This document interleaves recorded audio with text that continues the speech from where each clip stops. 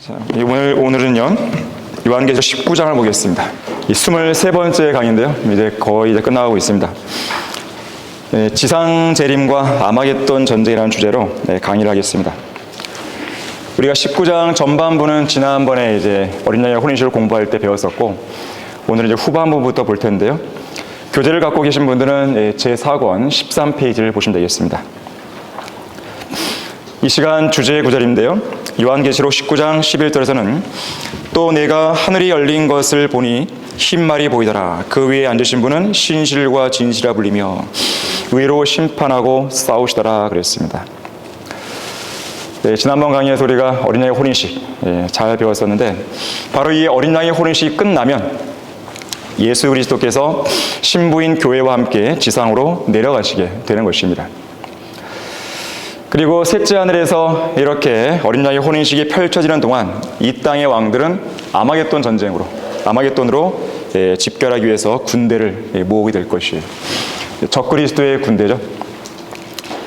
요한계시록 9장 16절에서는 이 군대의 수를 가리켜서 2억의 기병대라고 이야기합니다. 이들은 단순한 기병대가 아니고 초자연적인 기병대입니다. 하늘에서 내려오시는 예수 그리스도를 대항하여 싸우는 전쟁이기 때문에 이들 역시나 초자연적인 기병대를 모으게 될 것입니다. 초자연적인 존재들까지 동원하는 것이에요. 이 땅의 나라들도 국제연합, 유엔의 깃발 아래 굳게 뭉치게 될 것입니다. 적그리스도의 군대가 아마겟돈에 집결하게 되면 그 2억의 기병대를 진멸시키실 예수 그리스도께서 재림을 하시게 됩니다. 바로 흰 말 타고 내려가시는 것이죠. 자, 여러분 거기 요한계시록 19장 11절부터 보도록 하겠습니다. 또 내가 하늘이 열린 것을 보니 흰 말이 보이더라. 그 위에 앉으신 분은 신실과 진실이라 불리며 의로 심판하고 싸우시더라. 그의 눈은 불꽃 같고 그의 머리에는 많은 왕관이 있고 또 한 이름이 기록되어 있는데 그 자신 외에는 아무도 모르며 피에 적신 옷을 입었는데 그의 이름은 하나님의 말씀이라고 불리더라. 자, 여기서 그분 외에는 아무도 모르는 한 이름이 기록되어 있다고 기록하지만 11절에서는 그분의 이름을 밝혀주고 있는데 신실과 진실로 불리시고 13절에서는 하나님의 말씀으로 불리십니다. 하나님의 말씀으로 불릴 수 있는 분은 예수 그리스도 한 분밖에 없는 것이죠. 특히 16절에 보니까 또 그의 옷과 넓적다리에 이름이 기록되어 있는데 만왕의 왕 또 만주의 주라 하였다라고 했습니다. 바로 여기 넓적다리에 네모 박스에 해놨는데 여러분이 글씨는 잘 안 보이겠지만 만왕의 왕 만주의 주라고 써 있는 것이죠. 그분의 눈을 보니까 불꽃 같아요. 머리에는 많은 왕관들이 있습니다. 럭커 목사님도 여기에 예수님을 묘사할 때 머리 위에다가 여러 개의 왕관들을 이제 씌워놨어요. 흰말을 타고 재림하시죠. 11절에서는 의로 심판하고 싸우십니다. 예수 그리스도는 의이신 분이시죠.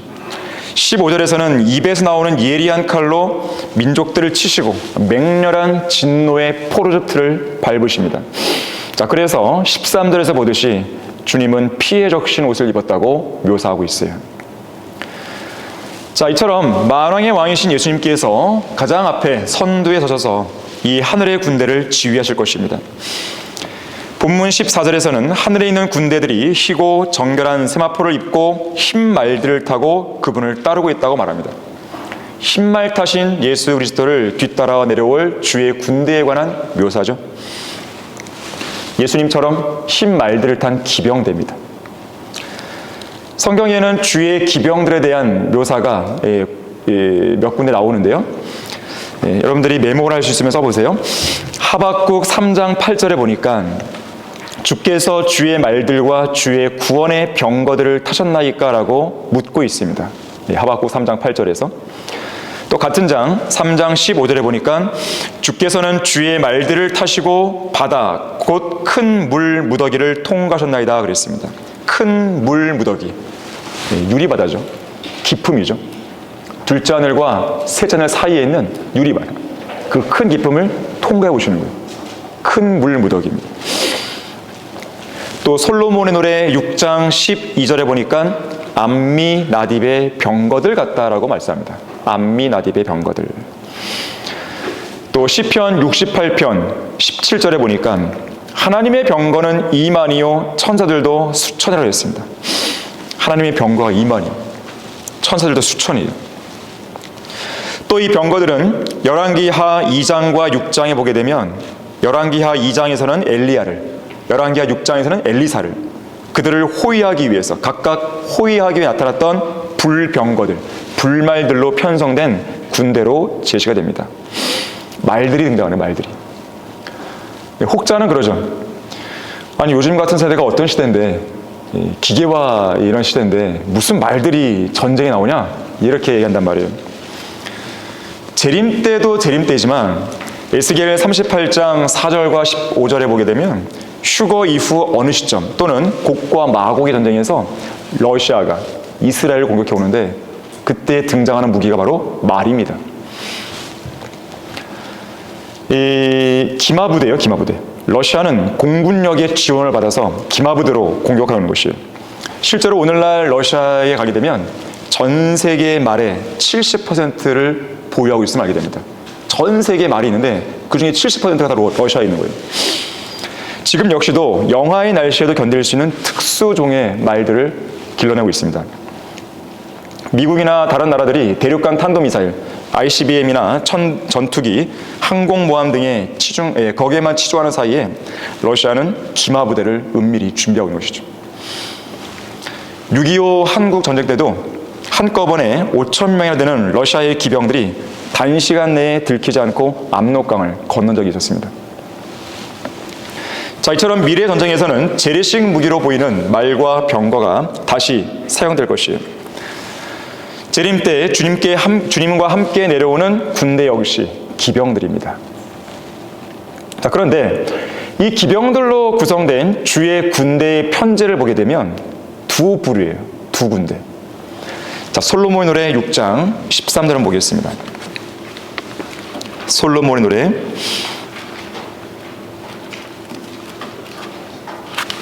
6장 13절 말씀을 보시면 돌아오라 돌아오라 오 술렘 여인아 돌아오라 돌아오라. 다 돌아오라 돌아오라 두 번 반복되죠. 우리가 너를 보리라. 너희는 술렘 여인에게서 무엇을 보려느냐? 그것은 마치 두 군대를 합친 것 같도다. 자, 두 군대를, 두 군대. 자, 두 군대 중 하나의 부류는 교회입니다. 이 교회 시대에 구원받고 거듭난 성도들, 그리스도의 몸된 교회예요.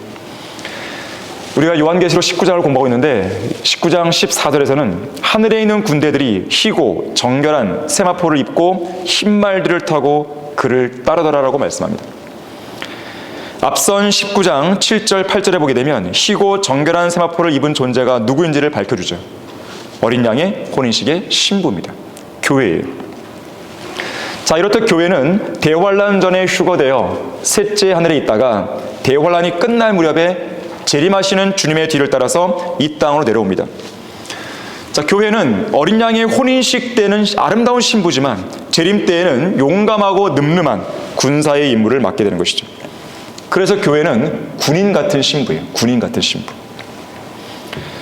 아름답기로는 정말 아름답지만 능력으로는 용감한 군대인 거죠. 또 다른 두 번째 부류는 바로 이스라엘입니다. 재판관기 5장에 나오는데 바로 구약시대와 환란시대에 구원받은 이스라엘이 또 하나의 군대를 편성되는 것이죠. 자, 재판관기 5장 9절과 10절 보겠습니다. 재판관기 5장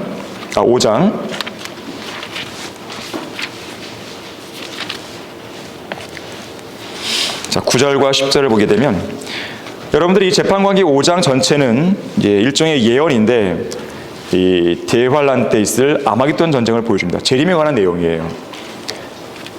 이 바락이 시스라를 물리쳤잖아요. 거기서 승리한 이후에 드보라와 바락이 노래하며 말하는 것이에요. 자, 5장 9절에서 내 마음이 백성 가운데서 그들 자신을 기꺼이 드린 이스라엘의 치리자들에게 향했도다. 너희는 주를 송축하라. 흰 나귀들을 탄 너희는 재판에 앉은 너희는 말하라. 길을 따라 걸으라. 자, 이스라엘의 치리자들. 재림에 관한 문맥에서 이스라엘의 치리자들이 나오는 것이죠. 자, 이들이 흰 나귀들을 타고 있습니다. 나귀 하면 딱 떠오르는 게 뭡니까? 초림 당시에 예수님께서 이 나귀 새끼를 타고 입성하셨잖아요. 예루살렘에. 스가랴 9장 9절의 예언대로 예수님께서 그렇게 하신 거란 말이에요. 자, 물론 재림 때는 나귀가 아니라 흰말 타고 내려오게 됩니다. 자, 이렇게 두 부류이다 보니까 솔로몬의 노래 6장 13절 아까 읽었는데 돌아오라 돌아오라를 두 번 언급하고 있는 거예요. 주의 군대는 두 군대입니다. 자, 어쨌든 예수 그리스도께서는 가장 선두에 서셔서 나를 따르라고 명령하실 것입니다. 자, 그리고 주의 군대가 이 땅으로 돌아올 때 초자연적인 군대의 모습을 드러낼 것이에요. 이 군대의 모습을 여러분이 보고 싶다면 요엘서 2장을 공부하면 돼요. 요엘서 2장 1절에서 11절이 자세히 나와 있는데, 우선 이들이 행진할 때 대적들은 심한 고통을 당하고 얼굴이 새카맣게 변합니다. 나중에 자세하게 이야기할 계기가 있을지 모르겠어요. 이것은 대환란 때 핵전쟁 같은 큰 전쟁이 있을 것임을 암시해 줍니다. 또 이러한 초자연적인 주의 군대에 맞서서 적그리스도도 초자연적인 기병대를 준비합니다. 이들도 기병대를 준비해요. 요엘서 1장에 따르면 이들을 가리켜 메뚜기, 곧 사자들의 이빨을 가진 민족으로 묘사합니다. 대환란 때 등장할 적그리스도의 군대들인데, 여기 앞에 그림이 나오지만 끝없이 깊은 구렁에서 올라오는 초자연적인 메뚜기들이에요. 이들이 지상으로 올라옵니다. 이걸 좀 더 확대해 보면 이렇습니다. 이 메뚜기들은 얼굴이 사람들의 얼굴 같고 머리카락은 여인들의 머리카락과 같이 깁니다. 이빨은 사자들의 이빨과 같고 또 말처럼 생겼죠. 전쟁을 위해 준비된 기병대들이에요. 말들입니다. 자, 이처럼 적그리스도는 하늘에서 내려올 주의 군대에 맞서서 아마겟돈 전쟁을 준비할 것이지만 결국에 주의 군대 앞에서 맥없이 무너집니다. 바로 이 주의 군대를 묘사하고 있는 요엘서 2장을 볼 텐데요. 거기 교재 16페이지, 거기에 박스 안에 나와 있습니다. 요엘서 2장 4절에서 11절까지의 말씀을 거기에 제시했는데, 바로 주의 군대를 묘사해주고 있어요. 바로 우리의 모습입니다. 그들의 모양은 말들의 모양 같고 그들은 마치 기병들처럼 달리리로다. 그들이 뛰는 것은 산 꼭대기들에 있는 병거들의 소리 같고 그루터기를 삼키는 불꽃 소리와도 같으며 전열에 배치된 강한 백성 같으리라. 그들의 얼굴 앞에서 백성은 심하게 아픔을 당할 것이며 모든 얼굴들은 새까맣게 되리라. 그들은 용사들같이 달릴 것이며 그들은 전사들같이 성벽을 기어오를 것이요 그들은 각기 자기의 길로 행군할 것이나 그들은 그 대열을 흩뜨리지 아니하리라. 한 사람이 다른 사람을 밀치도 않을 것이며 그들은 각기 자기 길로 걸으리라. 그들은 칼 위에 쓰러져도 상처를 입지 아니하리라. 그들은 성읍 안에서 이리저리 달릴 것이며 그들은 성벽 위를 달릴 것이요 집들 위를 기어오르며 그들은 도둑처럼 창문들을 통해 안으로 들어가리라. 땅이 그들 앞에서 흔들리며 하늘들이 떨고 해와 달이 어두워지며 별들이 그들의 빛을 거두리라. 주께서 그의 군대 앞에서 그의 음성을 발하시리니 이는 그의 진영이 매우 크고 그의 말씀을 실행하는 분은 강하심이라. 주의 날이 위대하고 심히 두려우니 누가 그것을 견뎌낼 수 있으리요. 견뎌낼 사람이 없어요. 무시무시한 군대입니다. 정말로 무시무시한 군대예요. 분명히 여기서 주께서 그의 군대 앞에서 그의 음성을 발하신다 그랬습니다. 자, 그래서 요엘서 2장의 이 내용 4절부터 11절까지는 주님의 군대, 하늘에서 내려오는 주님의 군대에 대한 묘사가 분명합니다. 교재를 갖고 계신 분들은 바로 그 앞 페이지에 바로 이 구절들을 근거로 해서 간단하게 몇 개를 묘사해놨는데, 주의 군대는 대열을 흩뜨리지 않는 정예화된 군대입니다. 마치 기드온의 300 요사처럼 정예병이에요. 칼 위에 쓰러져도 상처를 입지 않는 초자연적인 몸을 지니고 있습니다. 죽지 않아요. 도둑처럼 창문들을 통해 안으로 들어가기도 하죠. 보통 도둑 그러면 마귀를 묘사할 때 쓰는 표현이지만 재림과 연관해서는 예수님은 도둑으로 묘사됩니다. 재림 때 예수님은 도둑같이 오시죠. 따라서 그분을 따르는, 도둑같이 오시는 예수님을 따르는 군대 역시나 도둑같이 넘나들며 세상적인 모든 죄악의 문명들을 파괴하시는 것입니다. 도둑이 잘하는 게 뭐예요? 담을 잘 넘는 거잖아요. 우리는 정말 그야말로 담을 잘 넘을 거예요. 아예 벽을 통과해버리죠. 자, 그리고 요엘서 2장 10절에서는 주의 군대 앞에서 땅과 하늘의 현상들이 흔들립니다. 저 우주에서 내려오기 때문에 그렇죠. 재림 때에 주의 군대가 셋째 하늘에서부터 주님을 뒤따라 깊은 물층을 통과하여 온 우주를 가로질러 내려올 때 그야말로 온 우주가 흔들릴 것이에요. 저 우주 끝에서 흰말탄 무리가 우주를 가로지르는 말발굴 소리와 함께 내려오는 것이죠. 대규모의 기마대는 보통 지축을 흔든다고 하지만 하늘나라의 기병대, 이 주의 군대는 온 우주의 축을 흔드는 것이죠. 우주의 광활한 공간을 맹렬히 박차고 달리면서 내려오는 것입니다. 매우 빠른 속도로, 빛의 속도보다 더 빠른 속도로 쏜살같이 내려오는 것이에요. 말 타보셨습니까? 말 타기 무섭잖아요? 근데 이때는 빠른 속도로 말을 타고 이 광활한 우주를 막 내려오는 거예요. 그때는 여러분이 안 두려울 거예요. 안 무서울 거예요. 마치 혜성처럼 긴 꼬리의 행렬을 이루며 내려오는 것입니다. 여기 여러분의 얼굴 보이십니까? 여기 어딘가에 있겠죠? 어딘가에. 자, 이제 우주에서 대기권을 진입하여 지상으로 내려올 때 최종 목적지는 어디예요? 예루살렘입니다. 하지만 그 전에 아마겟돈 전쟁을 치르겠죠. 자, 교재 17페이지 보십시오. 박스 내용에 아마겟돈 전쟁은 마귀가 세상 나라들을 모아서 하나님과 그분의 백성을 대적하기 위해 싸우는 전쟁이지만 엄밀히 말하면 하나님께서 그들을 한 번에 멸하시려고 모으시는 전쟁이에요. 유나이티드 네이션스, 연합된 왕국단이에요. 국제연합이 바로 그런 모습 아니겠습니까? 그들이 모이는 것 같지만 사실은 하나님께서 그들을 모으시는 거예요. 그들을 한 번에 쓸어버리기 위해서. 너희는 이것을 이방인들 가운데 선포하라. 전쟁을 예비하며 용사들을 깨우고 모든 전사들로 가까이 오게 하며 그들로 올라오게 하라. 너희 보습을 쳐서 칼을 만들고 너희 낫을 쳐서 창을 만들라. 약한 자로 나는 강하다라고 말하게 하라. 너희 모든 이방들아 모여서 오라. 다 함께 주위에 모이라. 올 테면 와보라 이거예요. 약한 자도 나는 강하다라고 말하게 하라 이거죠. 긍정적인 사고방식을 동원하라 이거예요. 전쟁 무기를 만들라 이거죠. 전쟁을 준비하고 용사들을 깨우라 이거예요. 다 모여서 올 테면 와보라 이거죠. 여기 교재에 나오진 않지만요, 이어지는 11절 후반부와 12절에 따르면 이러한 전쟁이 선포된 이후에 요엘 선지자가 이렇게 기도합니다. 오 주여, 주의 용사들로 그곳으로 내려오게 하소서. 이방으로 깨어서 여호사밧 골짜기로 올라오게 하라. 이는 내가 거기 앉아서 주위의 모든 이방을 다 심판할 것이미로다. 이방 민족들이 유엔의 그런 군대가, 2억의 군대가, 적그리스도의 기병대가 모여들 때 선지자 요엘이 기도한 거죠. 오 주여, 주의 용사들로 그곳으로 내려오게 하소서. 하늘의 군대가 내려오는 거예요. 자, 교재 계속 보시면 이렇게 적그리스도의 군대와 하나님의 군대가 맞붙는 지상 최대의 전쟁이 벌어질 때 주님께서는 이방 민족들에 대해 진노의 심판을 행하십니다. 너희는 낫을 대라. 이는 곡식이 익었음이라. 너희는 와서 밟으라. 이는 포도즙들이 가득 차고 독들이 넘쳐나미니 그들의 죄악이 크기 때문이라. 자, 이것은 악인들을 심판하고 불못에 던지기 위한 추수로서 하나님께서는 그들을 거두어 진노의 큰 포도틀에 던져놓고 짓밟으시는 것이죠. 자, 이렇게 이 앞에 그림 보시게 되면 우주에 이제 우주 끝에서 내려오는 이 군대가 지구로 내려와서 아마겟돈을 향하는 것이죠. 저 위쪽 이 아마겟돈 무기토 평원인데요, 여기에 지금 새까맣게 운집해 있는 적그리스도 2억의 군대가 보이십니까? 지상 최후의 격전지. 아마겟돈은 무리들의 언덕을 의미하는 히브리어 하르 무기토, 이것을 음역한 헬라어 단어입니다.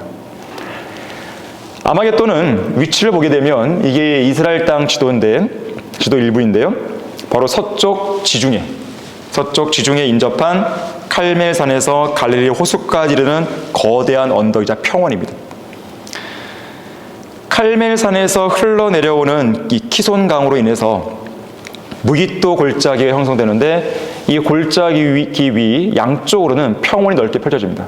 이것이 바로 무기토 평원이에요. 아마겟돈, 무기토 평원. 남과 북, 동과 서를 연결하는 교통의 요충지입니다. 평상시에는 상인들이 지나다니는 길이지만 전시에는 군대가 이동하는 전략적 통행로입니다. 기원전 1486년 이집트의 투트모스 3세가 이곳 무깃도를 점령했는데 그는 이렇게 말했습니다. 무깃도를 점령하는 것이 1000개의 성읍을 점령하는 것에 맞먹는 효과가 있다 그랬어요. 그만큼 전략적 요충이라는 뜻입니다. 그러다 보니 이곳 무깃도는 끊이지 않는 전쟁 역사의 무대가 되었고 무려 24번이나 이곳 성읍들이 파괴되고 다시 재건되기를 반복한 것이죠.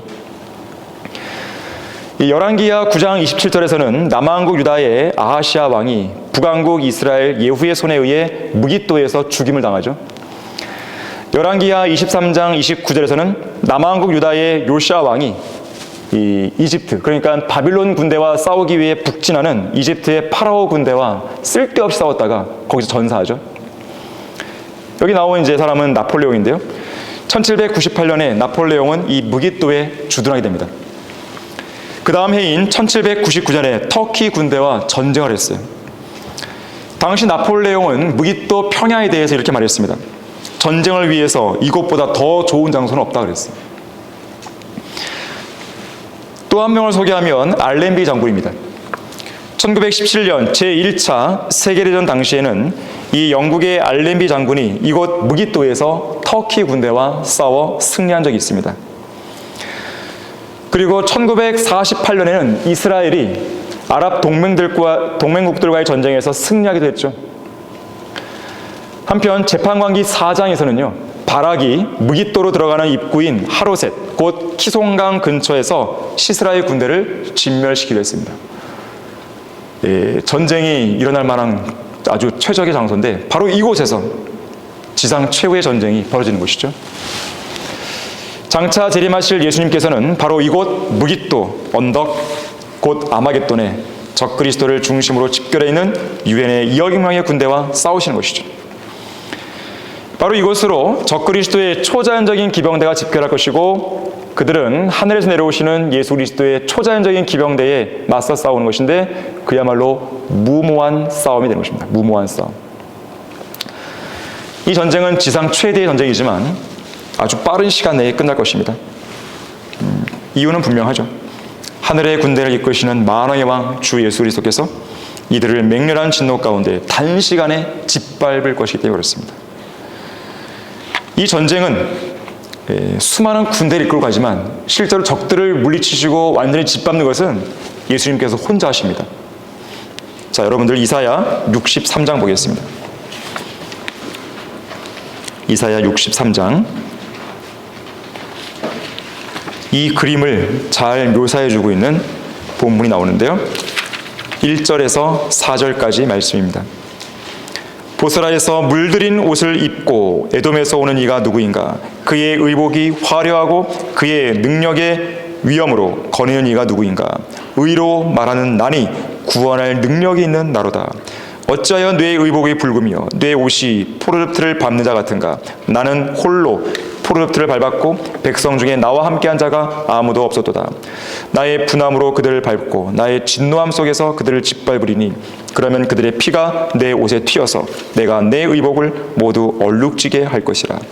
이는 복수의 날이 내 마음속에 있고 내 구속의 해가 오기 때문이라. 자, 이방인들을 향한 복수고 이스라엘 민족을 위한 구속의 해가 되는 것이죠.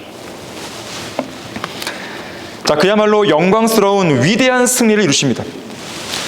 그래서 요한계시록 16장 14절에서는 아마겟돈 전쟁을 가리켜서 전능하신 하나님의 위대한 날의 전쟁이라고 말하는 거예요. 이 전쟁은 하늘의 군대와 지옥의 군대의 싸움입니다. 적그리스도의 군대도 이 날을 위해서 그토록 철저하게 전쟁을 준비할 것이에요. 하지만 그들은 칼 한 번 제대로 휘둘러 보지 못하고 완전히 진멸될 것입니다. 마치 기드온의 300용사 앞에서 오합지졸이 되었던 미디안 군대 같은 거예요. 그날이 오면 예수님께서는 그분의 말발굽으로 원수들을 철저하게 짓밟으시는 것이죠. 자, 이렇게 짓밟으시는 모습을 요한계시록 19장 15절에서는 전능하신 하나님의 맹렬한 진노의 포르르트를 밟으시는 모습으로 설명하는 거예요. 그의 입에서는 예리한 칼이 나와서 그것으로 민족들을 칠 것이요 또 철장으로 그들을 다질 것이며 그는 전능하신 하나님의 맹렬한 진노의 포르르트를 밟으실 것이라. 참으로 이 끔찍한 현실이 도래하는 것입니다. 자, 이렇게 그들을 철저하게 포르틀에 넣어서 짓밟을 때 그 피가 예수님의 옷에 튀는 거예요. 어린 양의 혼인식에서 입고 오신 상아궁 향기 나는 화려한 옷이 피로 붉게 물드는 것이죠. 원수들의 피로 적셔지는 거예요. 끔찍한 장면입니다. 그리고 예수님께서는 적그리스도의 군대를 물리칠 때 15절 전반부에 나오듯이 그분의 입에서 나오는 예리한 칼, 그분의 말씀으로 적들을 물리칠 것이죠. 이와 관련해서 데살로니가 후서 2장 8절에서는 자기 입에서 나오는 영으로 소멸한다 그랬어요. 입에서 영을 훅 불어넣으신 것이죠. 호랑이하고 사자가 싸우면 누가 이기는지 아세요? 호랑이는 이제 동양에서, 사자는 서양에서 다 왕이잖아요. 왕 대 왕이 싸워요. 누가 이길까요? 답은 안 싸워요. 싸우는 순간 이 승자도 패자도 없는 거죠. 그냥 둘 다 정말 누가 이겼다 하더라도 겨우 살아나는 거죠. 그래서 호랑이가 지그시 눈을 감고 엎드려 있으면 사자는 안 건드려요. 멀찍이 돌아갑니다. 사자가 나무 위에서 나타나고 있다 그러면 호랑이도 조심조심 피해갑니다. 자, 그러면 애완견하고 사자가 싸우면 누가 이길까요? 그야말로 대사륙이 벌어요. 대사륙. 마찬가지. 하나님의 군대와 적그리스도의 이역의 군대가 싸우면 마치 그와 똑같아요. 사자와 애완견의 싸움입니다. 그야말로 대사륙이에요. 큰 포도잎에 넣어서 빡 짓밟는 거예요. 이거야말로 대사륙이지 뭐겠어요. 주의 군대의 군마에 짓밟혀 죽는 거죠. 계시록 14장 20절 따르면 그들의 피가 흘러나와서 말 고삐까지 단다 그랬어요. 그리고 1600 스타디온까지 퍼집니다. 무슨 말인가 하면 팔레스타인 땅 전역에, 그러니까 아마겟돈을 중심으로 해서 팔레스타인 땅 전역에 1m 높이의 피의 강이 흘러가는 거예요. 무려 320km. 서울에서 부산까지가 400입니다. 거기에 거의 맞먹는 만큼 쭉 흘러가는 거예요. 피의 강이. 끔찍하죠.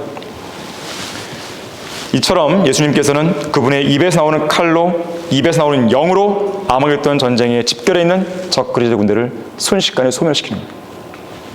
그야말로 아마겟돈 전 지역은 아수라장이 되죠. 아수라장. 자, 이처럼 원수들은 처절하게 죽임을 당할 것이고 그들의 시체까지도 새들에게 뜯어먹힙니다. 자, 본문 17절 18절 보십시오. 또 내가 보니 한 천사가 해에 서 있는데 그가 큰 음성으로 외쳐 하늘 한가운데로 날아가는 모든 새들에게 말하기를 와서 위대하신 하나님의 만찬에 다 함께 모여 왕들의 살과 최고 대장들의 살과 용사들의 살과 말들과 그 위에 탄 자들의 살과 자유인이나 종이나 작은 자나 큰 자나 할 것 없이 모든 자의 살을 먹으라고 하니라. 하늘의 새들이 와서 죽은 자의 살을 뜯어먹는 것이죠. 이것을 가리켜서 위대하신 하나님의 만찬을 했어요. 아마겟돈 전쟁에서 위대한 승리를 이루신 주 하나님께서는 하늘의 새들과 땅의 모든 짐승들을 초청하는 거예요. 그러면서 말들과 병거들과 용사들과 모든 전사들로 거하게 한상 차려진 주님의 식탁, 위대하신 하나님의 만찬에 그 향연에 모여와서 시체들의 살과 피를 배불리 먹고 마시라고 말씀하는 것이죠. 바로 이때 에돔에 위치한 셀라 페트라, 히브리어로는 셀라요, 헬라어로는 페트라죠. 높은 바위 위 험한 곳과 단단한 장소에 보금자리를 만들어 놓고 잠잠히 머물며 기다리던 독수리들이 먹잇감을 주시하고 있다가 명령이 떨어지는 순간 쏜살같이 아마겟돈으로 날아갑니다. 그리고 그들의 살을 먹고 피를 마시는 거예요. 이와 관련해서 욥기 39장 30절에서는 그 새끼들도 피를 빠나니 죽임당한 자들이 있는 곳에는 독수리도 거기 있다 그랬습니다. 독수리의 새끼들이 피를 빨아먹는 것이죠. 근데 여러분 아셔야 할 게 있어요. 보통은 독수리가요, 어린 새끼들에게 죽은 고기는 안 먹입니다. 살아있는 고기를 먹여요. 무슨 말인가 하면 완전히 죽은 시체 말고 이제 거의 죽어가는 그 사람들의 살을 떠먹게 하는 거예요. 얼마나 잔인해요. 피를 마시게 하는 거예요. 겨우겨우 목숨을 부지하고 있는 부상병들, 이제 막 죽어가는 군인들의 피를 빨게 할 것입니다. 잔인한 광경이 펼쳐지는 것이죠. 마태복음 24장 28절에서는 어디든지 시체가 있는 곳에는 독수리들이 함께 모인다고 했습니다. 아마겟돈 전쟁이에요. 독수리들이 위대하신 하나님의 만찬에 참여하는 것입니다. 사실 지난 1500년 동안 이스라엘에서는 독수리가 없었습니다. 그런데 재림이 가까우면 가까운 이 시기에 지난 1500년 동안 보이지 않던 독수리들이 이 셀라페트라나 이런 곳에 둥지를 틀기 시작한 것이죠. 보금자리를 만들기 시작한 것이죠. 그래서 이스라엘 공군이요, 독수리들이 짝짓기 하는 기간에는 이들의 서식지를 피해 다녀야 됩니다. 자칫 이들의 서식지에 있다가 충돌하면 비행기 사고가 많이 나는 것이죠. 실제로 1990년 5월 26일자 예루살렘 포스트 인터내셔널 에디션지에는 이런 기사가 실립니다. 이스라엘 공군이 독수리에게 굴복하다. 무슨 말인가 하면 연중 일정 기간에는 독수리 떼들이, 그러니까 이 이스라엘 공군이 훈련할 때 그 기간에 독수리 떼가 너무 많아갖고요, 비행을 중단한 것이죠.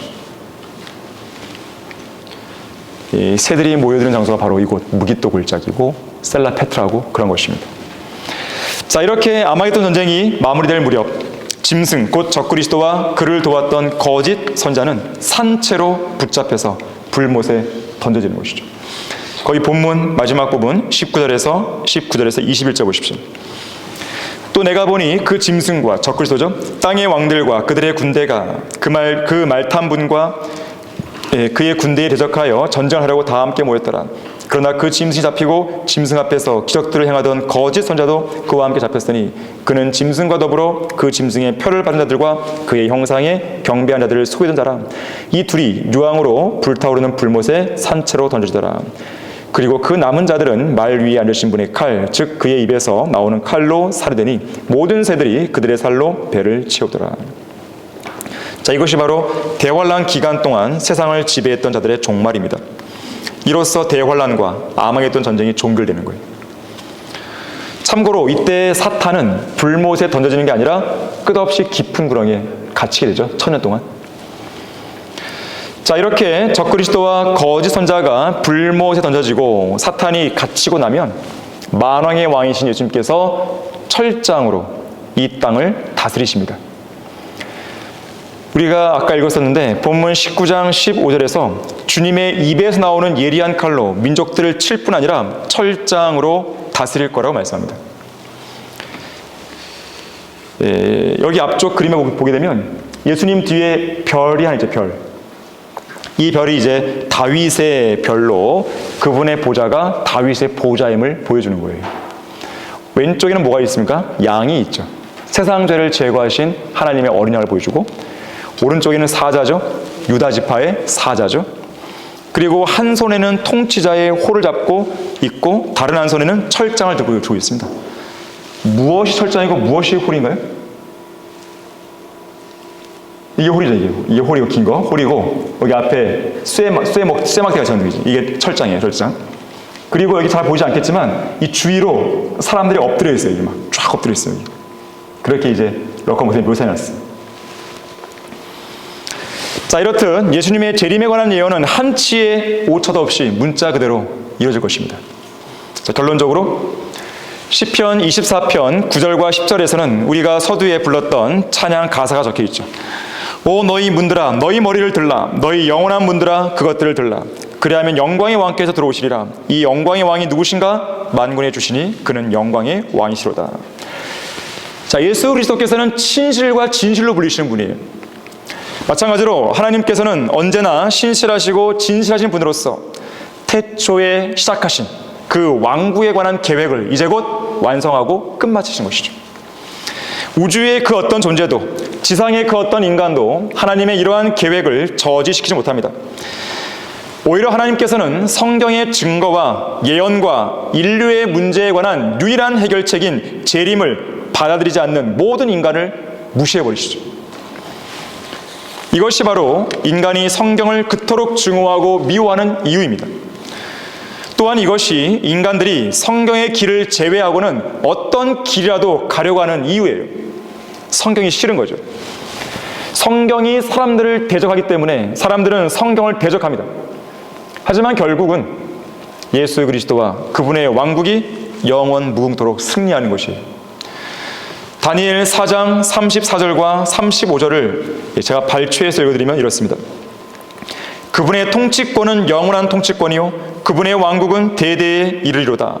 땅의 모든 거민은 아무것도 아닌 것으로 여겨지나 그분께서는 하늘의 군대에 있어서나 땅의 거민 가운데서나 자신의 뜻에 따라 행하시나니 그분의 손을 치거나 그분께 말하기를 당신은 무엇을 하는가 할 자가 아무도 없느니라. 왕께서 이 땅에 귀환하시는 날, 저 셋째 하늘에서는 이런 광경이 펼쳐질 것입니다.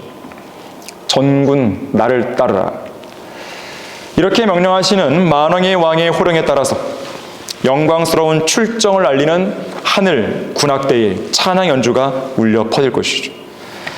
그리고 이 위대한 개선 행진곡에 맞춰서 할렐루야 아멘을 외치는 하늘의 군대가 흰말들을 타고 승리의 함성과 함께 아마겟돈 전쟁에서 적들을 물리치고 영원한 의와 화평의 왕국으로 당당하게 입성하는 것이죠. 생각만 해도 가슴 벅찬 광경이고 온몸에 전율이 느껴지는 것이죠. 주님께서 다시 오심 생각하니 놀라운 전율이네. 고요한 저 하늘 가로질러 모든 눈들이 볼 수 있도록 통치 권세 가지고 수만 군대 열지어 주님의 통치 선포하리. 모두가 무릎을 꿇는 날 일어나 맞으라. 주님께서 영광스러운 보좌 취하실 때 결코 깰 수 없는 영광스러운 그 약속. 내 마음에 힘이 되네. 예수 그리스도께서 친히 하신 그 약속, 다시 오신다는 그 약속. 자, 우리는 이 약속을 굳게 붙들어야 됩니다. 우리가 진리의 성경을 통해 꿈꾸고 있는 이 놀라운 꿈이 반드시 이루어질 것이라고, 현실화될 것이라고 확신하는 그런 성도가 되길 바라겠습니다. 그리스도인은 한글 킹제임스 성경을